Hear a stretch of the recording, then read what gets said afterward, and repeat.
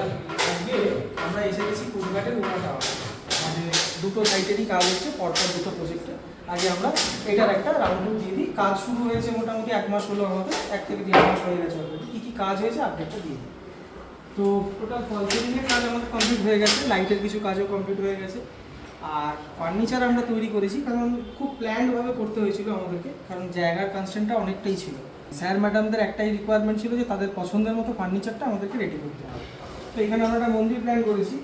তো জায়গা যেহেতু শর্ট, তো আমরা এখানে টিভি ইউনিটের সাথেই মন্দিরটাকে প্ল্যান করব। তাতে কি না কী হবে, যাতে আমার মন্দিরের পরে জায়গাটা আমি ইউজ করতে পারি, এবং তারপর যে জায়গাটা ওপেন থাকছে সেই জায়গাটাকে আমি ডাইনিং টেবিল হিসেবে ইউজ করবো। এখানে একটা ডাইনিং টেবিলের প্রভিশন করা আছে, এখানে একটা ডাইনিং টেবিল দেবো, তার উপর থেকে একটা হ্যাঙ্গিং লাইট দেবো।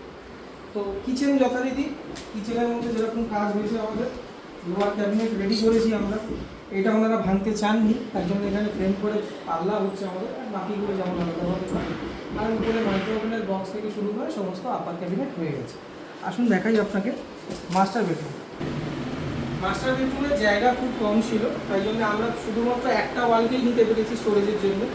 তো স্টোরেজ তো হয়ে গেল, তার জন্য তার সাথে আমরা দিয়ে দিলাম একটা ড্রেসিং ইউনিট, যেটা কিনা ওপেনেবল আছে, এবং আমাদের এইখানেই লাইটের প্রভিশন করা থাকবে, যে লাইটটা থেকে আমরা মিরারে লাইট দিতে পারবো। তো মাস্টার বেডরুমের আর বেশি কাজ নেই, এখানে ফল সিলিংয়ের ডিজাইনগুলো কমপ্লিট হয়ে গেছে, শুধু লাইটগুলো লাগানো। স্পেসটা খুব কনস্ট্যান্ট এখানে। তো এখানে আমরা একটা জায়গা পেয়েছিলাম, যে জায়গাটা আমাদের বাথরুমের উপরে, কিন্তু এখানে কোনো লফট করা ছিল না। যেহেতু স্টোরেজের রিকোয়ারমেন্ট ছিল, তাই জন্য আমরা বাথরুমের উপর সেকশনটাকে পুরো লফটে ভাগ করেছি, এবং এখানে একটা হিউজ স্টোরেজের ব্যবস্থা করেছি, যেটা কিনা পুরো দেখেও আপনার মনে হবে যে না আলাদা করে স্টোরেজ করা নেই, কিন্তু এটা যে স্টোরেজ আছে সেটা আপনারা বুঝতেও পারবেন না। তাই জন্য আমরা ফুল স্টোরেজের একখানা ইউনিট এখানে করতে সক্ষম হয়েছি। আর প্যারেন্টস রুমে কী হয়েছে, এখানে একটা ক্যাবিনেটের জায়গা করা ছিল। তো সেই ক্যাবিনেটের মধ্যে যদি আমরা ফুল ক্যাবিনেট করে দিতাম, তাহলে কিন্তু আমরা ড্রেসিংয়ের ইউনিটটা পেতাম না।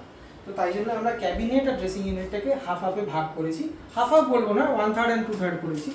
একটা কুইন সাইজের বেড করা হয়েছে হাইড্রোলিক।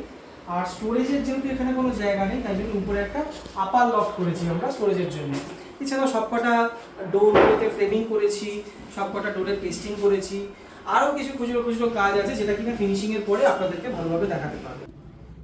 তো আরও আপডেট পেতে আমাদের চ্যানেলটাকে ফলো আর সাবস্ক্রাইব অবশ্যই করুন।